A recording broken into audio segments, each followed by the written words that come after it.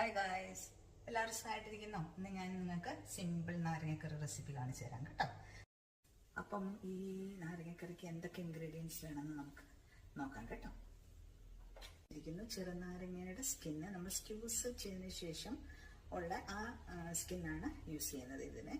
പിന്നെ വേണ്ടത് നമുക്ക് പുളിവെള്ളം. ഇത് സാമ്പാറിലിടുന്ന പുളി എടുത്ത് വെച്ചിരിക്കുകയാണ് ഓൾറെഡി. മുളക്, മല്ലി, മഞ്ഞൾപ്പൊടി, കടുക്, വറ്റൽമുളക്, സോൾട്ട്, ചെറിയ ഉള്ളി അരിഞ്ഞത്, കറിവേപ്പില, വെള്ളം, കോക്കനട്ട് ഓയിൽ. ഇത്രയും നമുക്ക് പാൻ വെക്കാം. പാൻ ചൂടായിട്ടുണ്ട്, എണ്ണ ഒഴിച്ചു കൊടുക്കാം. കടുകിട്ട് കൊടുക്കാം.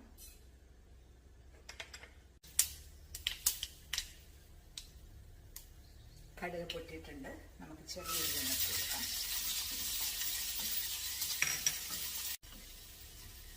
അപ്പം ഒരു ബ്രൗൺ കളറായിട്ടുണ്ട്. മുളക്, കറിവേപ്പില,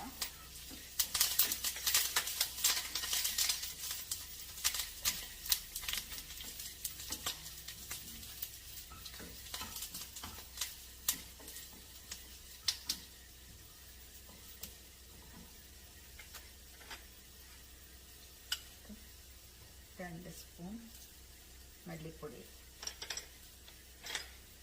ഒരു സ്പൂൺ മുളക് പൊടി, 1/4 സ്പൂൺ മഞ്ഞൾപ്പൊടി. നന്നായിട്ടൊന്ന് വഴന്ന് വരട്ടെ. എന്നിട്ട് നമുക്ക് നാരങ്ങ ഇട്ട് കൊടുക്കാം.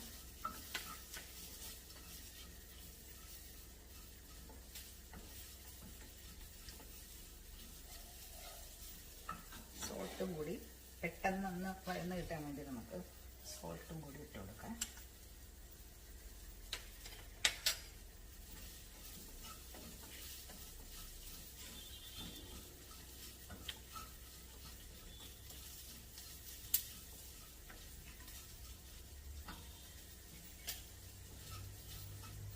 നന്നായിട്ട് വഴന്ന് കഴിയുമ്പോൾ നമുക്ക് പുളിവെള്ളം ഒഴിച്ചു കൊടുക്കാം.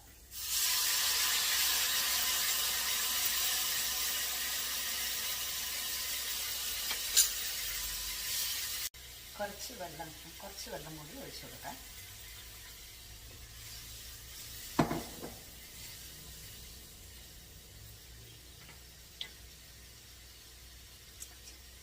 ഒന്ന് മൂടി വെക്കാം.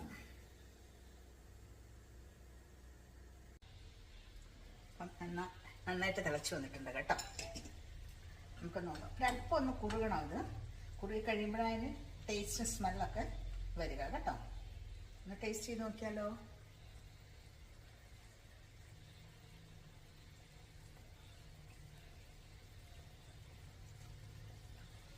നല്ല ടേസ്റ്റ് ഉണ്ട്, അടിപൊളി.